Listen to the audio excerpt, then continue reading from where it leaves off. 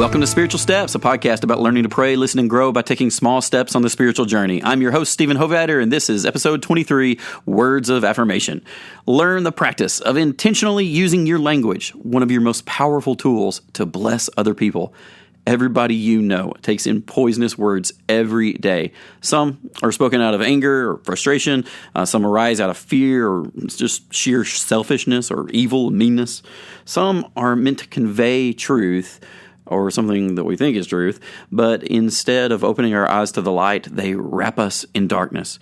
Sometimes those negative words can lodge themselves so deep in our hearts that they echo for years to come. A harsh word from a parent or a trusted friend, it's one of the most potent weapons in the world. And I bet that you know just how deeply that sting can reach. But it's also true that our words can be a great tool, a means by which we reach out to others creatively, generatively. We can use our words to not only connect with other people, but to bless them by speaking words of kindness, which can affect them just as deeply.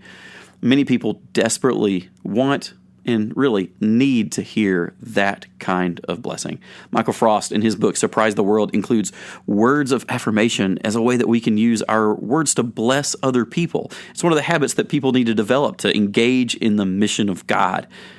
There are a lot of ways of doing that, okay? Like telling somebody that you think that they're doing a great job or that you recognize some important quality in their character. That's one way. Another way is to say something that affirms your relationship with them, that tells them that you're in their corner, where you say that you're grateful for their presence in your life, or that you say something that just lets them know that your relationship with them is important to you, that it's something that you treasure and really hold close. And it's a way of saying how much you love the other person. Or, maybe your words of affirmation just simply look like encouragement. Telling somebody that you believe in them, or that you somehow you share with them that you can see the Lord working in their life, or just, expressing your hope for what it is that they're working on and the things that they're doing. See, all of those things, they're all expressions of love, even if they take different forms, if they have different kinds of shapes to them, and they all matter. When we hear these kinds of words of affirmation, they kind of spark something in our hearts. They begin to create lightness where there was darkness. They begin to create hope where there was despair. They begin to create healing where there was hurt and pain and suffering. They're a great way of giving somebody else relief from the just pain that they're in sometimes. Or, sometimes it's a way of like pulling people towards some new expression in their life, some kind of new undertaking or source of energy and vitality. Look, words of affirmation, when we speak those things and we bless other people by what we say, okay, it can make a radical difference in our world. Imagine a world filled with people who bless each other verbally with their words. Of course, there's all kinds of other ways of blessing people, like doing, nice stuff for them, or, the way with our actions. But don't underestimate the power of words. I mean, remember, we believe in the Christian story, in a God that created the world verbally, and that whose Son, when he came into the universe, when he came to the world in the incarnation, is said to have been the Word made flesh. And certainly, the things that we speak, we have to put them into action in some sort of way. I mean, it doesn't really do anybody good if all we do is use words and then we go around and we, actively kind of undermine them by other actions. But nonetheless, words can be important, and they make a big difference, especially words of blessing. Now, for this episode, I want to encourage you to take on a simple experiment, okay, to do kind of a little project, all right? So this is kind of an assignment. Take a week and see if you can practice the art of blessing other people with words of affirmation, a week. And try to make sure and bless somebody in this way every single day of that week. Mix it up a bit, bless people that are super close to you and people that are strangers.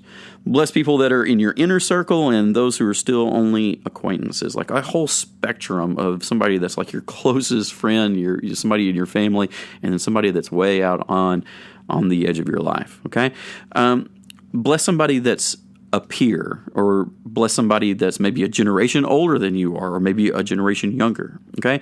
The key here is that I want you to experiment with it, like stretch out and begin to form this new habit of using your language with everybody that you encounter to be a blessing. Okay, now that might mean sometimes that you feel like a total weirdo because this is not the thing that most people do. Most of the time we use our words cynically. We use our words, to kind of push against other people.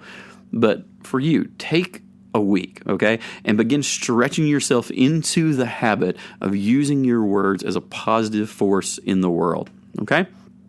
And one last thought. You might think that this episode of Words of Affirmation is a little bit of a detour for this podcast because normally Spiritual Steps revolves around practices like prayer or scripture reading, these sorts of disciplines. But I assure you that learning to bless other people with your words is not only a fruitful way of creating joy and relieving distress in our relationships with the people that we bless, but it also affects our prayer lives, the way that we engage in the life of God in prayer. I mean, maybe you remember that great line from the book of James, which is in the middle of challenging its readers to take care of their tongues, to guard their tongues, because they can be like this great destructive force in the world. And then it says about our tongues, with it we bless the Lord and Father, and with it we curse those who are made in the likeness of God. From the same mouth comes blessing and cursing. My brothers, this ought not to be so. I love that line, okay? And it kind of just reminds us that if we want to learn how to craft prayers that bless the name of God, then maybe a good place to start is by speaking blessing to the people crafted in God's image. Our brothers, sisters, neighbors, friends, strangers that we meet out in the world. Each one's made in the image of God. And part of the journey of learning to pray authentically, for our prayers to be sincere to God, to be full of meaning and heart, is that we learn to speak to those people who are created in the image of God, that we speak to them with a mouth of blessing, okay? There are a lot of poisoned words out there, and they create deep darkness. Fight that darkness. Learn the art of blessing other people with words of affirmation, and let your words be light to the people around you.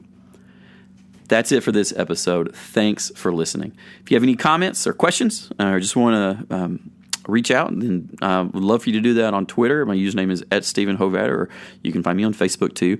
If this sort of thing is useful to you, then go ahead and subscribe in whatever podcasting app you love. We're going to be back soon with a new episode, and I don't want you to miss it. Until then, keep taking the next step that you see in front of you, and may God be with you on each and every step of your journey. Peace.